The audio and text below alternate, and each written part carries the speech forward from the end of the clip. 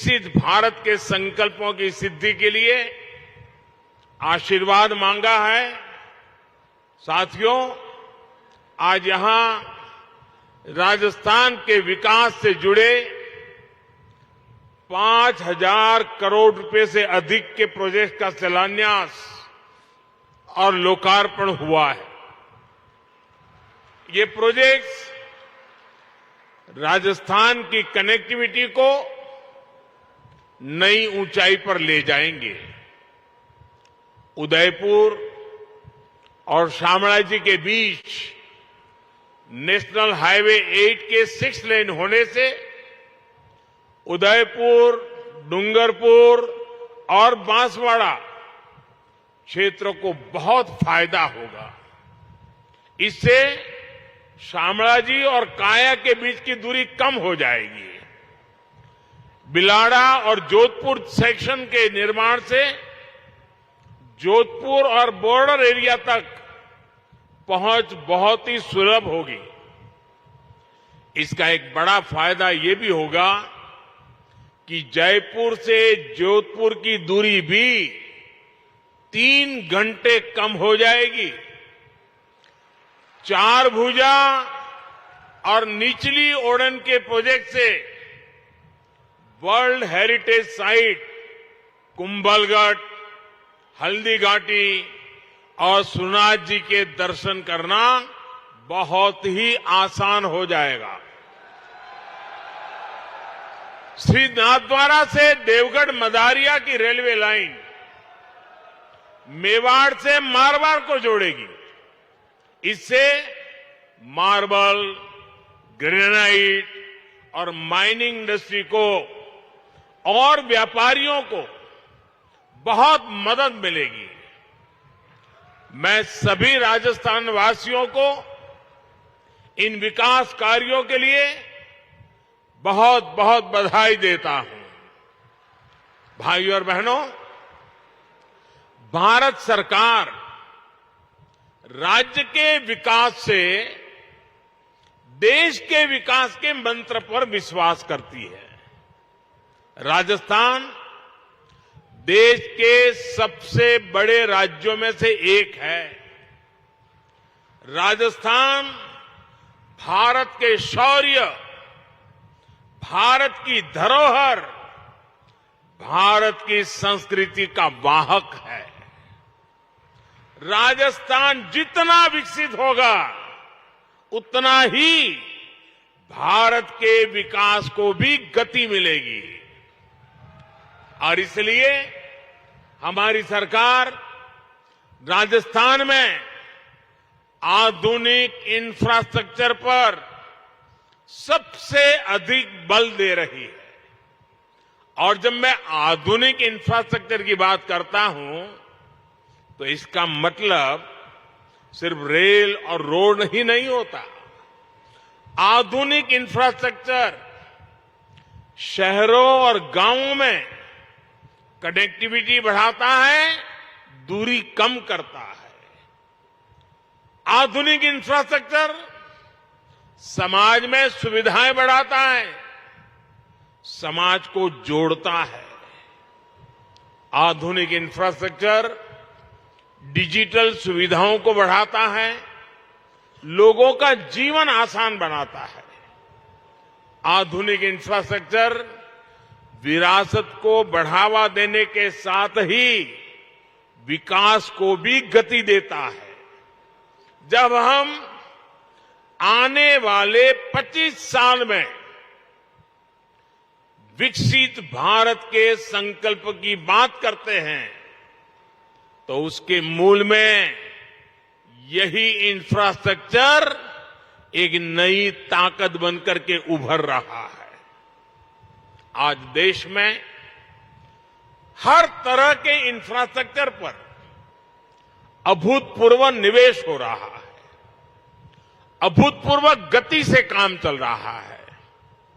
Railway हो, highway हो, airport हो, हर क्षेत्र में भारत सरकार हजारों करोड़ रुपए निवेश कर रही है। इस साल के बजट में भी भारत सरकार ने इंफ्रास्ट्रक्चर पर 10 लाख करोड़ रुपए खर्च करना तय किया है। साथियों, जब इंफ्रास्ट्रक्चर पर इतना निवेश होता है तो इसका सीधा प्रभाव उस क्षेत्र के विकास पर होता है, उस क्षेत्र में रोजगार के अवसरों पर होता है। जब नई सड़कें बनती हैं, नई रेल लाइनें बनती हैं, जब गांव में पीएम आवास योजना के करोड़ों घर बनते हैं, करोड़ों शौचालय बनते हैं, जब गांव में लाखों किलोमीटर ऑप्टिकल फाइबर बिछता है, हर घर जल इसके लिए पाइप बिछाया जाता है, तो इसका लाभ जो स्थानीय छोटे मोटे व्यापारी होते हैं, जो इस प्रकार की चीजों को सप्लाई करते हैं, उन छोटे मोटे दुकानदारों को भी, उस इलाके के श्रमिकों को भी इसके कारण बहुत लाभ मिलता है। भारत सरकार की इन योजनाओं ने अर्थव्यवस्था को एक नई गति दी है। लेकिन साथियों, हमारे देश में कुछ लोग ऐसी विकृत विचारधारा के शिकार हो चुके हैं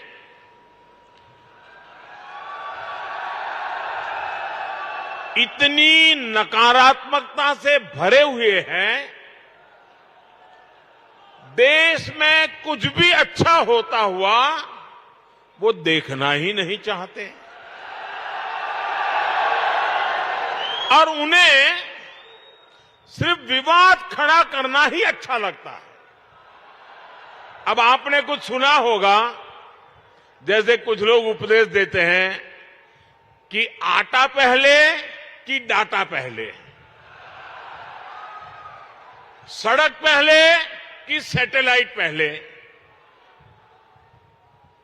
लेकिन इतिहास गवाह है कि स्थायी विकास के लिए, तेज विकास के लिए मूल व्यवस्थाओं के साथ ही आधुनिक इंफ्रा बनाना भी जरूरी होता है। जो लोग कदम कदम पर हर चीज वोट के तराजू से तोलते हैं, वो कभी देश के भविष्य को ध्यान में रखकर योजना नहीं बना पाते। हम कई बार देखते हैं गांव में पानी की टंकी बनी, लेकिन वो 4-5 साल में ही छोटी पड़ जाती है।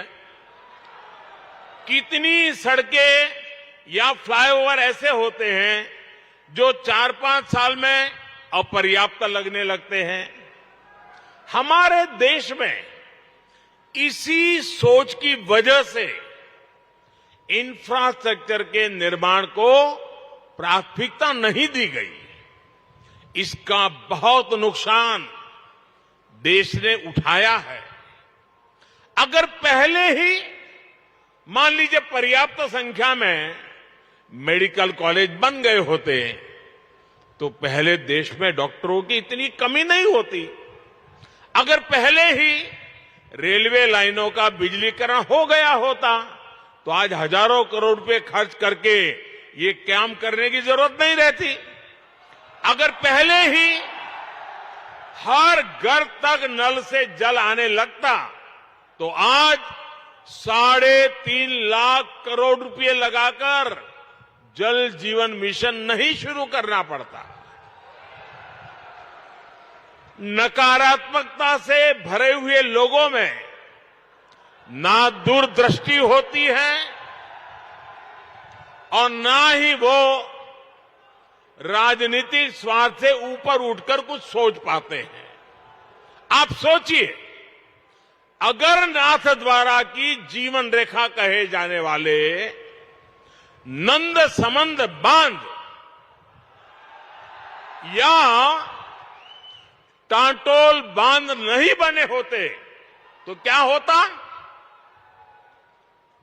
और हम तो राजस्थान और गुजरात के लोगों के जुबान पे लाखा बंजारा का नाम बार बार आता है। हम लाखा बंजारा की चर्चा करते हैं। पानी के लिए लाखा बंजारा ने अपना जीवन खपा दिया था। हालत यह है कि अगर पानी के लिए इतना काम करने वाले और जिनकी चारों पर बावड़ी किसने बनाई तो बोले लाखा बंजारा, वहां तालाब किसने बनाया तो बोले लाखा बंजारा। ये गुजरात में भी बोला जाता है, राजस्थान में बोला जाता है। मतलब हर एक को लगता है भाई पानी की समस्या का समाधान कोई करता था तो लाखा बंजारा करता था। लेकिन आज हालत यही है कि यही लाखा बंजारा चुनाव में खड़ा हो जाए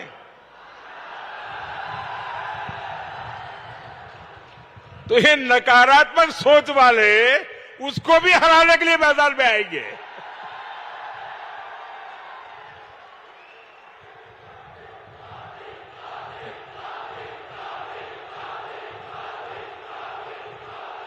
उसके लिए भी पॉलिटिकल पार्टियों का जमघट इकट्ठा करेंगे।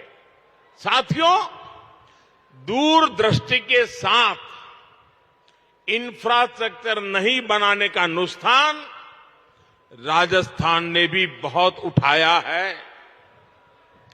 इस मरुभूमि में कनेक्टिविटी के अभाव में आना जाना कितना मुश्किल होता था ये आप भली भांति जानते हैं। और ये मुश्किल सिर्फ आने जाने तक सीमित नहीं थी, बल्कि इससे खेती, किसानी, व्यापार, कारोबार सब कुछ मुश्किल था। आप देखिए, प्रधानमंत्री ग्रामीण सड़क योजना साल 2000 में अटल जी की सरकार ने शुरू की थी। इसके बाद 2014 तक लगभग 3,80,000 किलोमीटर ग्रामीण सड़कें बनाई गई। बावजूद उसके देश के लाखों गांव ऐसे थे जहां सड़क संपर्क से कटे हुए थे। 2014 में हमने संकल्प लिया कि हर गांव तक पक्की सड़कें पहुंचाकर रहेंगे। पिछले 9 वर्ष में ही हमने लगभग